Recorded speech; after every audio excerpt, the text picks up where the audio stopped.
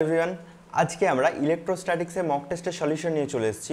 Obviously তোমরা যারা mock test দাওনি তারা ডেসক্রিপশনে লিঙ্ক রয়েছে মক টেস্টের, সবার আগে মক টেস্টটা দাও এবং এখানে এসে সলিউশন দেখো। এবং যাদের মক টেস্ট দেওয়া হয়ে গেছে, কিছু কিছু জায়গায় ডাউট রয়েছে, তারা দেখতে পারো। এবং পরীক্ষার আগে যদি কেউ দেখো তাহলে আর মক টেস্ট দেওয়ার তো সময় না, তারা অবভিয়াসলি ইম্পর্টেন্ট কোয়েশ্চেন্সগুলো এখানে তোলা রয়েছে, তারা ভিডিওটা দেখে নিতে পারো এবং যে ইম্পর্টেন্ট কোয়েশ্চেন্সগুলো মনে হচ্ছে তোমরা সেটা নোট করতে পারো বা দেখে নিতে পারো।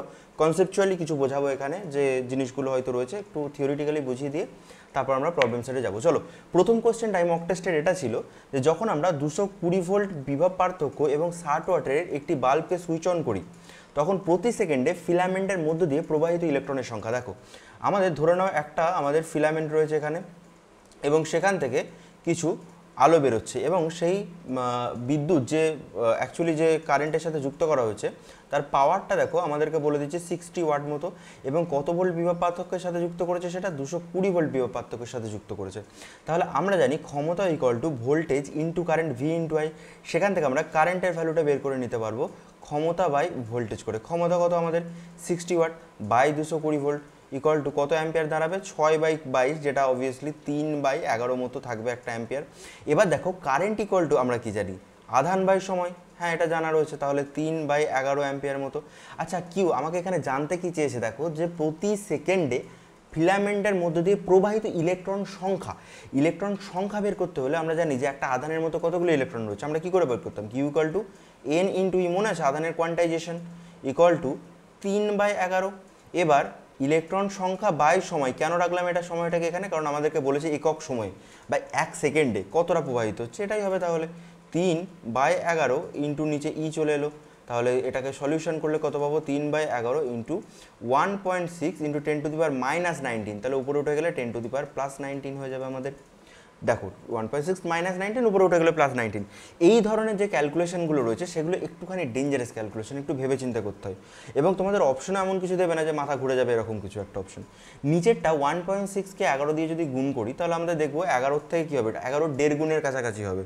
তাহলে 11 আর 5 16 17 কাছাকাছি কিছু একটা আসবে, তাই না? 1.5 গুণ হচ্ছে প্রায় 1.5-এর একটুখানি বেশি, তাহলে ওটা 17 বা 17 পয়েন্ট সামথিং কিছু একটা আসবে।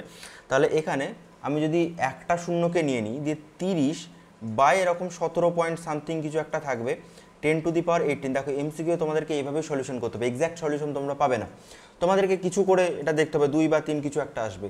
এবার 17 বাই যদি করি আমি, 17 দুগুণে 34, 34-এর একটু বেশি হয়ে যাচ্ছে, তার মানে 1 পয়েন্ট সামথিং একটা থাকবে, 1.7 বা 1.8 ইন্টু 10⁻18 এরকম একটা থাকবে। সব থেকে কাছাকাছি যে অ্যান্সারটা হচ্ছে আমরা সেটাকে নেব, সব থেকে কাছাকাছি যে অ্যান্সার আমরা অবভিয়াসলি সেটাকে নেব। তার মানে আমাদের অপশন কত হয়ে যাবে, এটা অপশন হয়ে যাবে ফার্স্ট, এটা হয়ে যাবে কারেক্ট অ্যান্সার।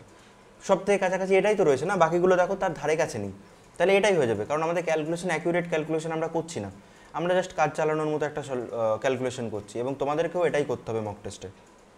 2 নম্বর কোয়েশ্চেন কি বলেছে, পৃথিবীর কোনটি সঠিক, পৃথিবীর আধান শূন্য, পৃথিবীর সামান্য ধনাত্মক যুক্ত, পৃথিবীর সামান্য ঋণাত্মক যুক্ত এবং বিভিন্ন স্থানে বিভিন্ন। আমরা এটা জানি, এটা থিওরিটিক্যালি আমরা জানি, পৃথিবী হচ্ছে সাধারণভাবে অল্প ঋণাত্মক যুক্ত রয়েছে। বা রেকর্ডিং ঠিকঠাক হচ্ছে, এটা একটু দেখে নিতে হয়, মাঝে সাঝে যদি না হয় তখন মুশকিলে পড়ে যেতে হয়। আচ্ছা, এরকম অনেকবার দেখা গেছে যে রেকর্ডিং হয়ে গেছে বাট রেকর্ডিং চালুই নেই, মানে আমি বলে শেষ করে ফেলেছি। তারপরের কোশ্চেনটা দেখো, কোন কণার আধান হতে পারে না, কত আধান হতে পারে না। আমাদের কাছে 4টে অপশন আছে, ভালো করে দেখো। আমরা জানি এটা 3 নম্বর কোশ্চেন, এটা নেগেটিভ হবে, এটা অপশন সি। কণার একটা ইলেকট্রনের মিনিমাম আধান, একটা কোনো বস্তুর মিনিমাম আধান কতটা হতে পারে, 1.6 10⁻−19 কুলম। এর থেকে কমে তো হবে না, কারণ একটা ইলেকট্রনকে ভাঙা যায় না, তোমাদের কনসেপ্ট অনুযায়ী ইলেকট্রনকে ভাঙা যায় না।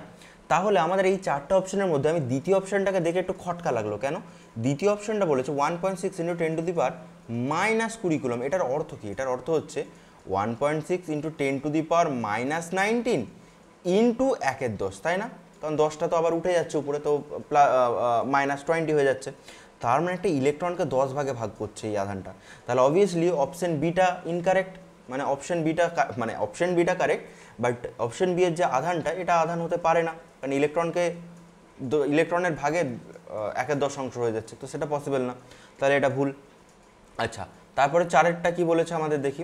4এরটা বলেছে দেখো, একটি শঙ্কুকে একটি শঙ্কুকে ধনাত্মক আধান আহিত করা হলো, আধানের তলমাত্রিক ঘনত্ব সর্বোচ্চ কোথায় হবে? আমরা জানি যে যে কোনো আধানের তলমাত্রিক ঘনত্ব সিগমা ইকুয়াল টু আধান বাই ক্ষেত্রফল। একটা শঙ্কুর ক্ষেত্রে যদিও এটা শঙ্কু মতো হলো না, বাট তাও একটা শঙ্কুর ক্ষেত্রে দেখো, ক্ষেত্রফল যখন সর্বনিম্ন, তলমাত্রিক ঘনত্ব সর্বোচ্চ। ক্ষেত্রফল কোন জায়গাতে সর্বনিম্ন? এখানে একটা শঙ্কুর সবসময় শীর্ষবিন্দুতে ক্ষেত্রফল সর্বনিম্ন, তাই তার আধানের তলমাত্রিক ঘনত্ব সর্বোচ্চ হবে। তাহলে অবভিয়াসলি শীর্ষবিন্দুতে আমাদের হয়ে যাবে অ্যান্সার, ব্যাস, আর আমাদের কিছু দেখার প্রয়োজন নেই। আচ্ছা, 5 নম্বর কোয়েশ্চেনটা কি বলেছে আমরা দেখি। 5 নম্বরটা আমাদেরকে বলেছে আধানের তলমাত্রিক ঘনত্বের মাত্রা। এটা তোমরা সবাই জানো, বাট একটু সোজাই ছিল কোয়েশ্চেনটা। কিউ বাই এ আমরা জানি আধানের তলমাত্রিক ঘনত্ব। আচ্ছা, কিউ আধানের মাত্রা কত? আইটি। আচ্ছা, এ ক্ষেত্রফলের মাত্রা কত? L square. তাহলে I T L to the power -2, এই তো। তাহলে কোন অপশনটা কারেক্ট হবে? অপশন এটা correct, I T L to the power -2 হয়ে যাবে কারেক্ট আমাদের অ্যান্সার। তারপরেরটা কি বলেছে দেখো, 6 নম্বর কোয়েশ্চেনটা আমাদেরকে বলেছে যে এল বাহু বিশিষ্ট একটি সমবাহু ত্রিভুজের 3টি শীর্ষবিন্দুতে কিউ কিউ এবং -কিউ আধান আছে, লব্ধ বলের মান কত? একটা সমবাহু ত্রিভুজ আমাদেরকে দিয়েছে। এই সমবাহু ত্রিভুজটা, এটা তো সমবাহু হলো না, বাট সমবাহু আমাকে করতে হবে। তিনটে শীর্ষবিন্দুতে কি কি দিয়েছে? একটা দিয়েছে কিউ, একটা দিয়েছে কিউ এবং একটাতে দিয়েছে -কিউ। তাহলে এখান থেকে আমি একটা দুটো জিনিস ভালোভাবে বুঝতে পারছি যে প্লাস আধানটা একে এই দিকে টানবে, এইটা একে এই দিকে টানবে, তাহলে তাদের লব্ধি কোন দিক বরাবর যাবে? তাদের লব্ধি এই দিক বরাবর যাবে, ঠিক কি না?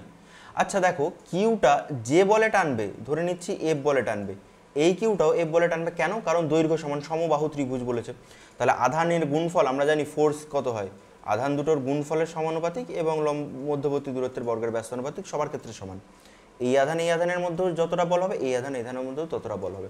তাহলে এটাই এফ হলে এটাও এফ। তাদের লব্ধি ধরে নিচ্ছি এফ ড্যাশ, তাহলে লব্ধিটা কতই বেরোবে? এটা ফর্মুলা, ভেক্টর ফর্মুলা তোমরা যদি জানো, তাহলে এটা যদি মনে থাকে তাহলে তোমরা এটা জানতে পারবে যে কত হয়, f1 square plus f2 square plus 2f1 f2 cos theta.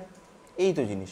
এবার f1টাও দেখো f, f2টাও f, তাহলে f square plus 2f into f, তাহলে 2f square cos theta. cos কত হবে মানটা? দেখো, দুটো ভেক্টরের মধ্যবর্তী কোণ কত? দুটো f এর মধ্যবর্তী কোণ কত? 60 ডিগ্রি। সমবাহু ত্রিভুজ বলেছে, তাহলে তাদের মধ্যবর্তী কোণ তো 60 ডিগ্রি হবে। তাহলে cos 60 মান কত রে? হাফ। তাহলে দেখো f plus f square plus f square মানে 2f স্কোয়ার। আচ্ছা, ক্যালকুলেটরটা করেই দিই। তাহলে এটা 2f স্কোয়ার পড়ে থাকবে প্লাস 2 ইন্টু f স্কোয়ার একটা রইলো ইন্টু cos 60 মান কত? হাফ। মান যেন না ভুলে যাও, তাহলে কিন্তু মুশকিল হয়ে যাবে। তাহলে 3f স্কোয়ার, তাহলে √3f হয়ে যাবে আমাদের অ্যান্সার। অপশন কোনটা কারেক্ট? অপশন ডিটা কারেক্ট, অপশন ডিটা তাহলে কারেক্ট। তাহলে আমাদের এটা হয়ে যাবে অ্যান্সার। চলো, তড়িৎ ক্ষেত্রের প্রাবল্য একটা সংরক্ষী বল না অসংরক্ষী বল? প্রাবল্য যদিও বলের সাথে একটু ডিফারেন্স রয়েছে তার, বাট বলেছে কোশ্চেনটা। কত নম্বর কোশ্চেন হবে এটা জানো? 7 নম্বর কোশ্চেন হবে। দেখো, তড়িৎ ক্ষেত্রের প্রাবল্য একটা সংরক্ষী বল, এটা হচ্ছে একটা কনজারভেটিভ বল। বলাটা ঠিক হচ্ছে না আমার, মানে কনজারভেটিভ ফিল্ড, একটা ইলেকট্রিক ফিল্ড একটা কনজারভেটিভ বা সংরক্ষী ফিল্ড, যেখানে শক্তির অপচয় হয় না। যেরকম হচ্ছে ঘর্ষণের জন্য শক্তি অনেকটা অপচয় হয়ে যায়, তারা সংরক্ষী না কিন্তু। বা বলতে পারি হিট, যখন একটা কোনো প্লেটকে ঘষছি বা কিছু করছি, হিট জেনারেট হয়ে সেটা আউটপুটে বেরিয়ে যাচ্ছে, সেগুলো কিন্তু সংরক্ষী ফিল্ড না। বাট ইলেকট্রিক ফিল্ড একটা সংরক্ষী ফিল্ড, কারণ এখানে শক্তি কিছু অপচয় হয় না। ঠিক আছে, তো এটা হয়ে যাবে অ্যান্সার। এম ভর বিশিষ্ট 8 নম্বরটা দেখো কি বলেছে, এম ভর বিশিষ্ট এবং ই আধান বিশিষ্ট একটি ইলেকট্রনকে ই তড়িৎক্ষেত্র প্রাবল্যের তড়িৎক্ষেত্রে রাখলে ইলেকট্রনটির কতটা ত্বরণ হবে? আমরা জানি যে কোনো ফোর্স একটা বস্তুর উপর, ধরে নাও একটা আধান রয়েছে, কিউ আধান রয়েছে, তাকে কিছুটা দূরে এ ত্বরণে নিয়ে যাওয়া হচ্ছে, তাহলে এর উপর নিশ্চয়ই একটা বল প্রযুক্ত হচ্ছে। সেই বলটা কত হবে? এর ভর যদি এম হয়, এম ইন্টু এ। আবার সে কোন বলের প্রভাবে সামনের দিকে যাচ্ছে? যদি ই তড়িৎক্ষেত্রের প্রাবল্য থাকে, তাহলে এফ ইকুয়াল টু কত? কিউ ইন্টু ই, বা ইলেকট্রনের ক্ষেত্রে ই ইন্টু ই হবে, এম ইন্টু এ। আমাকে বলেছে তোর ইলেকট্রনটি ত্বরণ, তাহলে ত্বরণ এ ইকুয়াল টু কত থাকবে? Q E by M. যে কোনো আধানের ক্ষেত্রে এটা প্রযোজ্য। যদি ইলেকট্রন থাকে তাহলে ই হবে, তাহলে ই বাই এম। কোনটা অ্যান্সার? অপশন এটা কারেক্ট। এই তো সোজা কোশ্চেন। আচ্ছা দেখো, 9এরটা কি বলেছে আমাদের? 9এরটা আমাদের রয়েছে যেটা, সেটা হচ্ছে একটি নিরেট ধাতব গোলককে একটি সুষম তড়িৎ ক্ষেত্রে রাখা রয়েছে, যেটা তোমরা পিকচারে দেখতেই পাচ্ছ। এর মধ্যে কোনটা সঠিক? প্রথমেরটা দেখো, একবারে প্রথমেরটাই সঠিক, একবারে প্রথমেই হয়ে গেল, বাট বাকিগুলোর ক্ষেত্রে কী কেস হচ্ছিল একটুখানি দেখা যাক। বাকিগুলোর ক্ষেত্রে দ্বিতীয়টা যেমন উপর দিয়ে বেরিয়ে গেছে, আমরা জানি যে কোনো গোলকের একটা ধাতবের ভিতরে কোনো তড়িৎ বলরেখার অস্তিত্ব থাকে না যদি না ভিতরে কোনো তার আধান থাকে, তাহলে ভিতর দিয়ে তো যাওয়া পসিবলই না, যেটা ভিতর দিয়ে টেনে দিচ্ছে। সেকেন্ডটাও একই কেস, এইভাবে গিয়ে এরকম করে বেঁকে আবার এরকম বেরিয়ে গেছে, যেটাও পসিবল না। আচ্ছা, এইটা তাহলে কেন পসিবল না স্যার? কারণ আমরা জানি যে কোনো ধাতব প্লেটের সাথে বা ধাতব পরিবাহীর উপর তড়িৎ ক্ষেত্র প্রাবল্য লম্ব হয়। এটা কি লম্ব? না, এটা লম্ব না। তাহলে একমাত্র কোনটা সঠিক হবে? একমাত্র দেখো উপরেরটা সঠিক হবে, কারণ এই যে বলরেখাটা ভিতরে প্রবেশ করেছে এটা প্রায় মানে আমরা চোখের আন্দাজে দেখে বুঝতে পারি এটা লম্বভাবে ঢুকেছে এবং এই পরিবাহী থেকে লম্বভাবে বেরিয়েছে বলরেখাটা। তাহলে অপশন 1টা কারেক্ট হবে, যে একের মতো হবে আমাদের পরিবাহীগুলো। ঠিক আছে, বোঝা গেছে? আচ্ছা, তারপরের কোয়েশ্চেনটা 10এর কোয়েশ্চেনটা দেখো কি বলেছে। 10এর কোয়েশ্চেনটা আমাদেরকে বলেছে সিগমা তলমাত্রিক ঘনত্ব বিশিষ্ট একটি পরিবাহী পৃষ্ঠে বৈদ্যুতিক চাপ ইলেকট্রোস্ট্যাটিক প্রেসার, নতুন টার্ম শুনছো না, ইলেকট্রোস্ট্যাটিক প্রেসার, এটা সব জায়গাতে পড়ানো বা কি বললাম প্রেসার, PRESSURE, সব জায়গাতে এই জিনিসটা পড়ানো হয় না কারণ এটা তোমাদের সিলেবাসের মধ্যেও অতটা নেই। ইলেকট্রোস্ট্যাটিক প্রেসার মানে হচ্ছে একক ক্ষেত্রফলের মধ্যে দিয়ে যতটা বল প্রযুক্ত হয় আর কি, একটা তড়িৎ ক্ষেত্র বা বলে যতটা বল দেয়। দেখো যদি আমাদের কাছে এরকম একটা ধরো শিট আছে, মানে আধানযুক্ত একটা শিট রয়েছে, সেখান থেকে কিছুটা দূরে একটা ইলেকট্রিক ফিল্ড আমরা পাবো, কত পাবো? যদি সিগমা তলমাত্রিক ঘনত্ব হয় তাহলে এখানে আমাদের সিগমা বাই 2ε0 আমরা তড়িৎ ক্ষেত্র প্রাবল্য পাবো। এবার একক ক্ষেত্রফলে যতটা বল প্রযুক্ত হবে, এখানে যদি তড়িৎ ক্ষেত্র প্রাবল্য থাকে এখানে কিউ আধানের উপর একটা বলও প্রযুক্ত করবে সে। আচ্ছা, কত করবে সেটা একটুখানি দেখে নিই। ডিএফ ইকুয়াল টু হচ্ছে ই ইন্টু ধরে নিচ্ছি ডিকিউ, একটি আধানের উপর বল কতটা প্রযুক্ত হচ্ছে এটা পাচ্ছি আমরা বলটা, ই ইন্টু ডিকিউ। আচ্ছা, ডিকিউ ই এর জায়গায় আমরা সিগমা বাই 2ε0 করতে পারি। আচ্ছা, কিউ ইকুয়াল টু, আবার দেখো Q equal to sigma into A করা যাবে, তলমাত্রিক ঘনত্ব এটা তো জানি, তলমাত্রিক ঘনত্ব ইকুয়াল টু সিগমা বাই ক্ষেত্রফল বা Q equal to sigma into A. তাহলে ডিকিউ যদি আমি পার্শিয়াল ডেরিভেটিভে আনতে চাই তাহলে সিগমা ইন্টু ডিএ, তাই না? তাহলে ডিকিউ এর জায়গায় আমরা সিগমা ইন্টু ডিএ করতে পারি, ডি হচ্ছে ক্ষেত্রফল। তাহলে আমাদের আলটিমেটলি ডিএফ বাই ডিএ, দেখো এটাকে ডিএটাকে নিচে নিয়ে এলাম, তাহলে কত দাঁড়ালো? Sigma square by 2ε0। এটাই তো চাপ, প্রেসার, বল বাই ক্ষেত্রফল, তাই না? ছোটোবেলা থেকে পড়ে আসছি আমরা যে বল বাই ক্ষেত্রফল, এটাকেই তো বলা হয় প্রেসার। এবং ইলেকট্রোস্ট্যাটিক প্রেসারের ফর্মুলাটা সবসময় মনে রাখবে তোমরা, ইলেকট্রোস্ট্যাটিক প্রেসারের ফর্মুলা হচ্ছে সিগমা স্কোয়ার বাই 2ε0। আশা করি মনে থাকবে, সিগমা স্কোয়ার বাই 2ε0 হয়েছে। চলো পরের জায়গাতে যাই। তাহলে আমাদের সিগমা স্কোয়ার বাই 2ε0 কোনটা কোনটা? এটা অপশন সিটা কারেক্ট। কোনো তড়িৎ দ্বিমেরু থেকে আর দূরত্বে ক্ষেত্র প্রাবল্যের মান, দেখো কত দাগের হবে এটা? 11। কোনো তড়িৎ দ্বিমেরু থেকে আর দূরত্বে তড়িৎ ক্ষেত্র প্রাবল্যের মান যদি ই হয়, এটা আমরা জানি, যদি অক্ষস্থিত কোনো বিন্দু হয়, এগুলো বলে দিতে হবে। যদি অক্ষস্থিত কোনো বিন্দু মানে এরকম ধরো কোনো একটা বিন্দু, এইখান থেকে দূরত্বে কিছু বিন্দু একটা নিচ্ছি, সেই বিন্দুতে তড়িৎ ক্ষেত্র প্রাবল্যের মান কত হবে মনে আছে তোমাদের? অক্ষস্থিত বিন্দুতে electric field equal to 1/4πε0 into 2p by R cube, এটা হবে। এবং যদি লম্ব সমদ্বিখণ্ডকের উপর কোনো বিন্দুতে বলে তাহলে কি হয় সেটা? E equal to 1/4πε0 into P by R cube, তাই না? তাহলে যাই করি আমরা সেটা 1/r³ ঘাতে সমানুপাতিক আসবে। তাহলে এত কিছু ভেবে লাভ নেই, আমাদের 1/r³ ঘাতে সমানুপাতিক হচ্ছে। আচ্ছা, পি তড়িৎ ভ্রামক বিশিষ্ট, দ্বিমেরু ভ্রামক বিশিষ্ট ই তড়িৎ ক্ষেত্রে বললে সুষম তড়িৎ ক্ষেত্র, এটা একটা মানে ফর্মুলা আমাদের না, যে টর্ক কত হয়, tau equal to P cross E, যে কোনো দ্বিমেরুর উপর টর্ক কত হয়, tau equal to P cross E, এটা আমরা জানি অলরেডি। এটি ক্ষুদ্র তড়িৎ দ্বিমেরুর জন্য নির্দিষ্ট দূরত্বে দ্বিমেরু অক্ষের উপর এবং লম্ব সমদ্বিখণ্ডকের উপর তড়িৎ ক্ষেত্র প্রাবল্যের অনুপাত। দেখো একটু আগে যেটা বলছিলাম, এটা তো অক্ষস্থিত, এটা অ্যাক্সিয়াল পয়েন্ট, আর এটা হচ্ছে তোমার ইকুইটোরিয়াল পয়েন্ট, মানে একটা লম্ব সমদ্বিখণ্ডকের উপর একটা পয়েন্ট।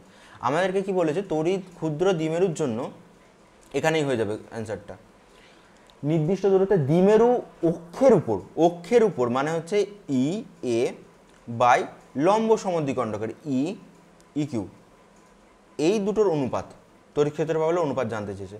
তাহলে কত হবে? 2p/p। কেন? বাকিগুলো তো সব কেটে যাচ্ছে, 1/4πε0 বা r³ সব কেটে যাচ্ছে, তাহলে কত পড়ে থাকবে? এটা 2:1 পড়ে থাকবে আমাদের আলটিমেটলি। তাহলে হয়ে যাবে অপশন বিটা কারেক্ট। চলো 14টা দেখি। 14টা দেখো আমাদেরকে বলেছে যে একটি ফাঁপা গোলকের মধ্যে একটি তড়িৎ দ্বিমেরু রয়েছে, গোলকটির মধ্যে প্রবাহিত তড়িৎ ফ্লাক্সের মান। এইগুলো আমি ক্লাস হয়নি, ওয়ান শট আসবে এরপর, চ্যানেলটিকে লক্ষ্য রাখো, এরপর আমরা ওয়ান শট দেবো। ওয়ান শটের সময় এগুলো বলে দেবো যে যতটা ফ্লাক্স পজিটিভ আধানের জন্য বাইরের দিকে যাচ্ছে, ঠিক সেম আধান যদি এখানে থাকে তাহলে নেগেটিভ আধানের জন্য ঠিক ততটাই ফ্লাক্স ভিতরে আসছে। তো নেট যে ফ্লাক্সটা হবে, নেট ফ্লাক্সটা আমাদের কত হবে, শূন্য হবে সবসময়। নেট ফ্লাক্সটা বা ফাইটা কত হবে, শূন্য হবে। তো ফ্লাক্সের পরিবর্তন কত হবে বা ফ্লাক্সের পরিমাণ শূন্য, অপশন এটা কারেক্ট হবে আমাদের। ঠিক আছে, কি হলো তারপরের কোয়েশ্চেনটা দেখি। 15 কোয়েশ্চেনটা কি বলেছে আমাদের? 15 কোয়েশ্চেনটা বলেছে দুটি সমকেন্দ্রিক ধাতব গোলকের ব্যাসার্ধ এ এবং বি, যেখানে বি গ্রেটার দ্যান এ। আচ্ছা, করতে থাকি, এটা ধীরে ধীরে বেরোবে অ্যান্সার। একটার ব্যাসার্ধ এটা আর একটার ব্যাসার্ধ এটা, কোনোটা এ কোনোটা বি বলেছে, বি গ্রেটার দ্যান এ, তাহলে বাইরেটা বি, এটা বি, ভিতরটা এ হলো। বাইরের গোলকটিতে কিউ আধান আছে, বাইরের গোলকটিতে এরকম কিউ আধান দিয়েছে, ভিতরের গোলকটি ভূমি সংযোগ করেছে, ভিতরের গোলকটিকে ভূমি সংযোগ করেছে। ক্যাপাসিটার যদি মনে থাকে তোমাদের, এই ধরনের একটা ক্যাপাসিটার ছিল যেখানে ভেতরের গোলকটিকে আমাদের গ্রাউন্ড করছিলাম, তাতে আধান কত থাকবে, এখানে আধান কত, ধরে নিচ্ছি এই গোলীয় গোলকটার ভিতর দিকে প্লাস কিউ একটা আধান থাকছে, কেন, কারণ এটা তো প্লাস আধান, তাহলে এখানে একটা মাইনাস কিউ আধান আবিষ্ট হবে। এবার তোমরা বলবে যে স্যার আধানটা তো চলে যাওয়ার কথা এখানে, না, এখানে বিভবটা শূন্য হবে। নেগেটিভ কিছু আধান সে ভূমি থেকে তুলে নিজের কাছে রাখবে যাতে বিভবটা শূন্য হয়। এবার এই গোলকটাকে আমি এ ধরছি, ভিতরের গোলকটাকে এ, বাইরের গোলকটাকে বি ধরছি। আচ্ছা আমাকে বলো তো ভিতরের গোলকটার বিভব শূন্য কেন? ভি এটা শূন্য, তার কারণ হচ্ছে সেটা গ্রাউন্ড করা রয়েছে, তাই গ্রাউন্ড থেকে কিছু পরিমাণে আধান সে তুলে নেবে, নেগেটিভ আধান দিয়ে নিজের কাছে সে সমতা বজায় করবে। এবার আমাকে বলো যে টোটাল এর বিভব কত হবে। প্রথমত হচ্ছে মাইনাস কিউ এর জন্য একটা বিভব, ভিতরের গোলকটার বিভব ভালো করে দেখো, মাইনাস কিউ এর জন্য একটা বিভব হবে, এবং বাইরের মানে গোটা গোলকের জন্য অর্থাৎ কিউ আধানের জন্য একটা বিভব, টোটাল কিউ আধানের জন্য বিভব। এটা তো টোটাল বিভবটা হচ্ছে আমার ভি এ, টোটাল বিভবটা এটা হচ্ছে আমাদের কাছে। তাহলে এবার তোমরা দেখো মাইনাস কিউ আধানের জন্য বিভব কত হবে। আচ্ছা এটা যদি না বুঝতে পারো তাহলে বলি, এই প্লাস কিউ, প্লাস ক্যাপিটাল কিউকে কেন ধরলাম না, কারণ টোটাল আধান আমাদের কাছে প্লাস স্মল কিউই ছিল, বাইরের গোলকে টোটাল আধান স্মল কিউ ছিল, তার ছোট্ট একটা পোর্শন উল্টো দিকে। তোমরা ভাবো না একটা গোলীয় যদি খোলক হয়, বাইরে আমি দিচ্ছি 50 কুলম আধান, ভিতরের দিকে অল্প কিছুটা এলো, 25 কুলম কি 30 কুলম মতো ভিতরের দিকে এলো, সেই 30 কুলম এর কাছে আবিষ্ট করলো, মাইনাস এখানে প্লাস, এখানে মাইনাস 30 করে দিল। কিন্তু বাইরের গোলকের যে 50 কুলম আছে তার জন্য তো ভিতরের বিভব সব সমান হবে, বাইরের যে বড় ফুটবলটা আছে সেই ফুটবলের জন্য ভিতরের সমস্ত বিন্দুতে বিভব সমান হবে, তাই না? তাহলে বাইরের যে প্লাস স্মল কিউ রয়েছে তার জন্য টোটালটার বিভব ভিতরে সব জায়গাতে সমান, যেটার ভ্যালু কত, কনস্ট্যান্ট ইন্টু কিউ বাই এর ব্যাসার্ধ বি, বাইরের বি গোলকটার জন্য। আচ্ছা ভিতরের মাইনাস কিউ এর জন্য এর সারফেসে কত বিভব হবে, সেটা হবে মাইনাস কিউ মানে capital K Q by A, total বিভব এটা। এবার এই বিভবটা আমি জানি শূন্য, কারণ সেটা গ্রাউন্ড করা রয়েছে ভিতরের গোলকটাকে। তাহলে আমি দেখতে পাচ্ছি যে small Q by B equal to capital Q by A. আমাকে বের কি করতে হবে, আমাকে বের করতে হবে ক্যাপিটাল কিউ। তাহলে ক্যাপিটাল কিউ এর ভ্যালুটা কত হবে, A by B into Q, যেটা অবভিয়াসলি নেগেটিভ হবে একটা। কেন এটা, তাহলে স্যার বলবেন আপনি তো নেগেটিভ বেরোয়নি, তার কারণ জাস্ট কিউ এর ভ্যালুটা আমরা বের করছি, বাট এখানে তো ভিতরে মাইনাস কিউ আবিষ্ট হচ্ছে, তাহলে টোটাল ভিতরের গোলকে কতটা আবিষ্ট হবে, minus A by B into Q. ভিতরের গোলকটিতে আধান কত থাকবে, হ্যাঁ তাহলে মাইনাস থাকবে অবভিয়াসলি, অপশন ডিটা কারেক্ট। তাহলে ঠিক আছে, বোঝা গেছে? যদি না বোঝা যায় কমেন্টে জানাবি, আমি যতটা দূর সম্ভব আমি বুঝিয়ে দেওয়ার চেষ্টা করব। তারপরেরটা কতটা হলো, এটা 15, আর 5টা কোয়েশ্চেন রয়েছে, একটুখানি দাঁড়িয়ে যা, পুরোটা দেখে নে। হয়তো এখানের মধ্যে কিছু কনসেপ্ট তোদের জানা নেই বা কিছু কনসেপ্ট গুলিয়ে গেছে, তো একটুখানি দেখে যা। একটি সাবান বুদবুদকে আহিত করলে এটি প্রসারিত, অবভিয়াসলি একটা সাবান বুদবুদ যদি থাকে তার উপরে যদি আমি আরও আধান দিই, কী করবে, আধানগুলো একে অপরকে বিকর্ষণ করতে শুরু করবে, তাই না? এবার আধানগুলি একে অপরকে যদি বিকর্ষণ করতে শুরু করে তাহলে কি হবে, রেডিয়াস, এই রেডিয়াস ধীরে ধীরে এবার ইনক্রিজ করবে, বিকর্ষণ করে এতটা বড় হয়ে যাবে তাদের। তাহলে রেডিয়াস যখন বাড়ছে, প্রথমে ছিল আর স্মল আর, এখন হয়ে গেছে ধরে নে ক্যাপিটাল আর। তাহলে রেডিয়াস যখন বাড়ছে তখন কি বলেছে, তড়িৎ বিভব ভি ভ্যারিয়াস 1/r, এটা আমরা জানি। তাহলে যদি রেডিয়াস বাড়ে তাহলে বিভব তার কমবে, তাহলে বিভব তড়িৎ বিভব তার হ্রাস পাবে। যদি প্রসারিত হয় তাহলে আর বাড়ছে তাহলে ভি কমবে অবভিয়াসলি। খুব সুন্দর একটা কোশ্চেন দেখ, এটা 17টা, এটা একটা কোশ্চেন তোর যে কোশ্চেনগুলো সাধারণত এন্ট্রান্স লেভেলের কোশ্চেন বা খুব সুন্দর লেভেলের কোশ্চেন। কিউ আধান বিশিষ্ট অসংখ্য বিন্দু আধান এক্স অক্ষ বরাবর x = 1 2 4 এরকম দিকে আছে। খুব ভালো করে দেখ, এটা খুব সুন্দর কোশ্চেন কিন্তু। দেখ x = 0 বিন্দুতে আমাকে বিভবটা বের করতে বলেছে, যেটা আমি ভি বিভব ধরে নিলাম। x = 1, x = 2, x = 4, x = কাছাকাছি হয়ে যাচ্ছে, 4টা আর একটু দূরে হবে। x এরকম x = 8 হবে, তার থেকে আরও দূরে x = 16 হবে। যাকে এই ধরনের আর কি চলতে থাকছে ইনফিনিটি পর্যন্ত। এবার আমাকে বলেছে যে এই সমস্ত দূরত্বের জন্য, মানে সমস্ততে কিউ আধান করে রেখেছে। কোয়েশ্চেনটা এটা ভালো করে বোঝ। কিউ আধান বিশিষ্ট অসংখ্য বিন্দু, মানে এই প্রত্যেকটাতে কিউ করে আধান রয়েছে, এবং এখানে আমাকে বিভব জিজ্ঞেস করেছে। আমি কি করে বের করবো এই বিভব? টোটাল ভি = দেখো প্রথমে এই এক দূরত্বের জন্য কিউটা, তাহলে কে ইন্টু কিউ বাই 1, কারণ আমরা জানি ভি কত হয়, ভি ফর্মুলাটা মনে আছে, K into Q by R হয়, দূরত্ব 1, plus K into Q by 2, plus K into Q by 4, plus K into Q by 8, plus এরকম চলতেই থাকছে। তাহলে আলটিমেটলি আমি যদি কে এবং কিউকে কমন নিই, আমি কি দেখব, 1 plus 1/2 plus 1/4 plus 1/8 plus 1/16 plus এইভাবে চলতেই থাকবে। যদি তোদের মনে থাকে ক্লাস 11 বা ক্লাস 10-এর কথা, তাহলে এটা একটা জিপি সিরিজ, এটা একটা জিওমেট্রিক প্রোগ্রেশন, যার কমন রেশিও আর = হাফ। এবার স্যার এই জিনিসটা কী জিনিস? এই জিনিসটা হচ্ছে যে প্রত্যেকটা ধরো প্রথম যে রাশিটা রয়েছে তার সাথে নির্দিষ্ট একটা পরিমাণে গুণ প্রত্যেকটাতে হয়ে যাচ্ছে। প্রথমটা এটা ছিল, দ্বিতীয়টা হচ্ছে 1 × হাফ হয়ে গেছে, কত হয়ে গেছে সেটা হাফ। আবার তারপর এটা ছিল হাফ, তার সাথে আবার হাফ গুণ হয়ে গেছে 1/4। একে ছিল 1/4, সেই 1/4-এর সাথে আবার হাফ গুণ হয়ে গেছে 1/8। তাহলে আমরা কমন রেশিও দেখতে পাচ্ছি যে হাফ করেই রয়েছে, এটাকে বলা হয় কমন রেশিও। প্রত্যেকটাতে হাফ করে কমন রেশিও আছে, এবং এটা একটা গুণোত্তর প্রগতি বা জিওমেট্রিক প্রোগ্রেশন। আই থিঙ্ক বাংলাটা ঠিকই বললাম, গুণোত্তর প্রগতি সাধারণত বলে। এবং এই যে প্রগতি, এই প্রগতির স্থান হয় মানে ইনফিনিটি পর্যন্ত রাশি, তার মানে স্থান হয় প্রথম রাশিটা এ, মানে একবারে প্রথম রাশিটা বাই, এটা মনে রাখবি কিন্তু, 1 - r বা 1 - আমাদের কমন রেশিওটা। তাহলে এক্ষেত্রে ভি = কত পাবো আমরা, কে কিউ যা ছিল ইন্টু প্রথম রাশি বাই 1 - r = কত, কে ইন্টু কিউ। আচ্ছা এ মানে প্রথম টার্ম কত, 1 বাই 1 - r, কমন রেশিও কত, হাফ। তাহলে কত হয়ে যাবে এটা, ভি = আমাদের পড়ে থাকবে কে কিউ ইন্টু, আচ্ছা 1/1 মানে হাফ, দুইটা উপরে উঠে গেল, তাহলে ভি = কে ইন্টু 2q হয়েছে। কি আছে, আচ্ছা এটা কেটাকে ভেঙেছে, তাহলে কে এর ভ্যালুটা বসিয়ে দাও, 1/4πε0 ইন্টু 2q হলো, 2 কেটে যাবে, = q/2πε0। দেখ একটা জিনিস লক্ষ্য কর, আমি সব জায়গাতে কিন্তু কে ইউজ করেছি, তোরা চাইলেই এটা 1/4πε0 ইউজ করতে পারতিস, কিন্তু করবি না। কেন করবি না? কারণ এটাতে টাইম খাবে বেশি। যখন ক্যালকুলেশন করতে চাই কনস্ট্যান্টগুলোকে একটা যে কোনো মান ধরে নিবি, কারণ এমসিকিউ কেউ তো দেখবে না তোকে যে আলটিমেটলি তুই কি এ বসিয়েছিস, কে বসিয়েছিস, কি 1/4πε0 বসিয়েছিস, কারো কিছু যায় আসে না। একবারে শেষে গিয়ে তুই ডেটাটাকে বসিয়ে দিবি, তাহলে অন্তত 10-20 সেকেন্ড হলেও টাইম বাঁচবে, এবং 10-20 সেকেন্ডও হিউজ একটা টাইম পরীক্ষা হলে গিয়ে। তো টাইম বাঁচাতে শিখবি, কীভাবে টাইম বাঁচাই, ঠিক আছে। চল, এটা কত দাগে ছিল, 17। এবার 18টা কি বলেছে দেখি। 18 কোয়েশ্চেনটা দেখ ভালো করে, আমাদের তড়িৎ বিভব বলে দিয়েছে। এটা একটা নির্দিষ্ট টাইপ অফ কোয়েশ্চেন, যে কোয়েশ্চেনটা তোদের প্রায় আসে, মানে আগেতে পর্যন্ত আসতো, এখন তো পুরো নতুন সিলেবাস, আমিও বুঝতে পারছি না যে কী লেভেলের দেবে, বাট আশা করি এই ধরনের কোয়েশ্চেন আসতে পারে, খুব একটা শক্ত না।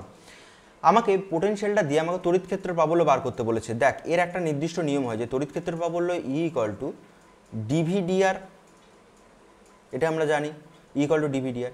এই জিনিসটাকে যখন আমি ভেক্টরে দেখাতে যাব, তখন আমরা করব del x, ভি হবে একবার আই ক্যাপ বরাবর যাবে, কারণ আমি আর যখন করছি obviously R vector = x I cap, তার মধ্যে x ঢুকে রয়েছে, y জে ক্যাপ ঢুকে রয়েছে, প্লাস জেড কে ক্যাপ ঢুকে রয়েছে আর এর মধ্যে। তাহলে প্রত্যেকটাকে আমি যদি পার্শিয়াল ডেরিভেটিভ করে দেখাই যে আচ্ছা এর মধ্যে দেখি x কত রয়েছে, y কত রয়েছে, জেড কত রয়েছে, তাহলে আমরা আলাদা করে ভেঙে নিই। del x plus del y, এটা কোন দিক বরাবর, জে ক্যাপ বরাবর, প্লাস del z, যেটা কে ক্যাপ বরাবর। এবার প্রত্যেকটা মানকে আমাকে বার করতে হবে। এখানে একটা ছোট্ট মিস্টেক হয়ে গেল, -del x আছে, তাহলে প্রত্যেকটাতে আমরা মাইনাস বসিয়ে দেবো। এবার আমার কিছুই না, প্রত্যেকটাকে এবার আলাদা করে বের করতে হবে। del xটাকে কী করে বের করবো, দেখো কীভাবে করে। del x আছে, এই ধরনের পার্শিয়াল ডেরিভেটিভের নিয়ম হচ্ছে, আচ্ছা ভি এর মানটা আগে বসিয়ে দিই তারপর বলছি। X square Y plus minus cut by minus X Z cube plus 4 হলো। পার্শিয়াল ডেরিভেটিভের নিয়মই হচ্ছে নিচে যে রাশিটা থাকবে একমাত্র সেটাই ভ্যারিয়েবল, বাকি সব কনস্ট্যান্ট। তাহলে আমরা শুধুমাত্র এক্সের ডেরিভেটিভ করবো, মাত্র এক্সের ডেরিভেটিভ করবো, বাকি সব কনস্ট্যান্ট থাকবে, ওয়াই জেড 4 সব কনস্ট্যান্ট, মানে কনস্ট্যান্ট হিসাবে আমি গণ্য করবো এক্ষেত্রে। তাহলে এক্সের যদি ডেরিভেটিভ করি, দেখো ওয়াইটা কনস্ট্যান্ট আগে বাইরে চলে এলো, এবং ডেল ডেল এক্স একটা স্টেপ আমি করে দিচ্ছি, পরেরগুলো তোমরা নিজেরা করে নেবে। মাইনাস এক্স স্কোয়ার হলো, এটা কোন দিক বরাবর যাবে দাঁড়াও বাকিগুলো করে নিই। মাইনাস দেখো জেড কিউব কনস্ট্যান্ট ছিল বাইরে চলে এলো, del del x of x plus তো 0 হয়ে যাবে কারণ কনস্ট্যান্টের ডেরিভেটিভ হচ্ছে আমাদের। তাহলে প্রথমটাতে দেখো মাইনাস 2xy হচ্ছে কারণ 2x আর এটা y, মাইনাস জেড কিউব হলো। এবার তোমরা যদি একটু চালাক হও তাহলে তোমরা বলে দেবে যে এই অপশনটা কারেক্ট, কারণ একমাত্র এই অপশন ডিএতেই একমাত্র এটা রয়েছে, বাকি আর কোনোটাতে নেই। কেন এটা মাইনাস ছিল স্যার, এটা কোথায় গেল? দেখো তুমি যখন এই ইকুয়েশনে বসাবে না, এখানে অলরেডি একটা নেগেটিভ চিহ্ন আছে। তাহলে এক্সের যখন আমরা বসাবো তখন ইকুয়াল টু আমরা বসাবো যে মাইনাস, তো এই পুরোটা ডেল ভি ডেল এক্সটা, del V del x I cap বরাবর প্লাস এটা থাকবে, তাহলে ডেল মাইনাস যখন করবো এটা প্লাস হয়ে যাবে, তাহলে 2xy plus Z cube into I cap বরাবর। বোঝা গেল? তাহলে অ্যান্সার আমরা এখানেই চলে আসবে। যদি তোমাদের কিছু ডাউট থাকে তাহলে এটা তো বেরোলো এক্স নিয়ে, তোমরা হোমওয়ার্কে ডেল ভি ডেল ওয়াইটাও বের করবে কত হচ্ছে, এবং ডেল ভি ডেল জেডটাও বের করবে কত হচ্ছে, এবং সেটাকে পুরো ইয়ের ইকুয়েশনে পুট করবে। এবং অবভিয়াসলি এগুলোকে তোমরা নাম চাইলে দিতে পারো, যেটা ই জেড, এটা ইউআই, ঠিক আছে, আগেরটা কী বের করলাম, এটা ই এক্স, যে এক্সের কম্পোনেন্ট কত, এবং আলটিমেটলি শেষের ফর্মুলাতে তোমরা বসিয়ে দেবে ই এক্স আই ক্যাপ বরাবর plus E Y J cap বরাবর plus E Z K cap বরাবর, এগুলো তোমরা বসিয়ে করে নেবে। ঠিক আছে, তো আমাদের অ্যান্সার চলে এসছে, অসুবিধা কিছু নেই। আচ্ছা, কত দাগের হলো এটা আমাদের? 18, 19এরটা কী বলেছে দেখো, 19এরটা আমাদেরকে বলেছে যে V equal to potential V equal to 10 by x plus 15 by x square plus 15 by x cube, এটা পোটেনশিয়াল বলে দিয়েছে। দিয়ে আমাকে বলেছে তড়িৎ ক্ষেত্র পাবো, বলো ই ভ্যালুটা বের করতে বলেছে। সব কটা এক্স আছে তাহলে আমি এক্স দিয়েই করবো, আমার কোনো অসুবিধা নেই। ই ইকুয়াল টু আমরা কি জানি, মাইনাস ডিভি ডিআর বা ডিভি ডি এক্স করে দিচ্ছি, কারণ শুধুমাত্র এক্স রয়েছে, অন্য কোনো রাশি নেই এখানে, কম্পোনেন্ট নেই। মাইনাসটা বাইরে এলো যেমন আসার, 10 constant D dx of 1 by X মানে X to the power minus 1 plus 15 D dx of X to the power minus 2 plus 15 D dx of X to the power minus 3 হলো। এবার আমি যদি ভাঙি এটাকে, মাইনাস হলো 10, দেখো মাইনাস কত হবে, এক্স স্কোয়ার, তাহলে 10 বাই এক্স স্কোয়ার, কেন -1 ইন্টু এক্স টু দি পাওয়ার -1 এটা আমরা জানি তো না যে ডেরিভেটিভ কী হয়, D dx of X to the power N equal to এনটা বাইরে আছে, X to the power N -1 N -1, তাহলে দেখো -1টা বাইরে এলো, এন মানে -1 এটা তো জানো তোমরা, মাইনাস দেখো এখানে 2 মানে 30 ইন্টু কত হবে, এক্স টু দি পাওয়ার মানে তোমার 1 by x cube plus 3 15 minus হবে -45 1 by x to the power 4। এবার এক্সের ভ্যালুটা কত বলেছে আমাদের, এক্সের ভ্যালুটা 1 মিটার মতো, তাই না? এক্সের ভ্যালু কত বলেছে, এক্সের ভ্যালু তো 1 মিটার মতো বলে দিয়েছে। তাহলে আলটিমেটলি সব জায়গায় 1 বসালে আমরা কী পাবো, নেগেটিভগুলো সব উঠে যাচ্ছে, 30 আর 10 40, চলে 85 মতো, 85 ভোল্ট পার মিটার। ঠিক আছে, এটা হবে।